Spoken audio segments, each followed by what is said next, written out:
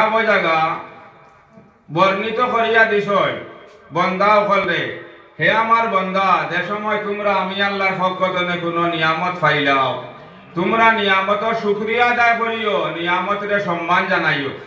লগে আল্লাহ কইরা যদি বান্দা তুই আমার নিয়ামতের কদর করিয়া নিয়ামতের শুকরিয়া আদায় করিলাস লগে লগে তোর হক আমি রব্বুল আলামিনের ওয়াদা হইল আমি তোরে এই মতো আরো বেশ বেশ নিয়ামত দি মালামাল করে দিমু। গতিকে ভাইয়াই আমরা যত মানছে পিন্ডাল বইয়া বা ময়মুরবিয়ান মানুষ যারা অচল মহফিল আটিয়া আইতা পারছই না বাড়িয়ে করে বইয়া আল্লাহর অত বড় এক নিয়ামতের উপভোগ করিয়ার সারাই আল্লাহরে রাজি আর খুশ করবা লাগিয়া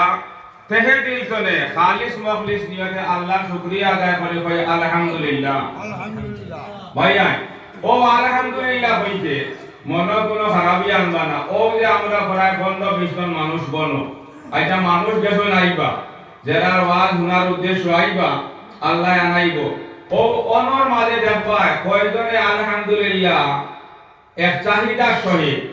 খুশির সহিত বা উলামার সহিত কইছেন আর অনেকে আলহামদুলিল্লাহ গানটা কইতে বুঝা যায় একটু মানে চাহিদা নাই উলামা নাই শুনোই আলহামদুলিল্লাহ ওয়ালা বালাউনা আপনার এক সওয়াব কামাই বারে নাম্বার আর বড় এক তাসবিহ সুনার নবী ফরমায় মুসলমান আল্লাহর অত বড় আলিম আপনার মওজুদ আছেন বুখারী শরীফ আছে আল্লাহর নবীর সাহাব বানিয়েছে যদি আল্লাহর বান্দা খালিস মখলিস নিয়তে সুন্দর করে আলহামদুলিল্লাহ কইলিছে আর লগে লগে মুসলমান সুবহানাল্লাহ কইলিছে আল্লাহ তার ইখলাসের উপরে নির্ভর করিয়া আল্লাহ ওয়ালা রাজি আর খুশ হই যায় আল্লাহ জমিন আসমানের খালি জায়গায় বায়ান সওয়াব দি ভরপুর করে দিলে হোক সুবহানাল্লাহ। শুনুন ওয়াজ করে যাওয়ার পরে সে কতখান আমল করে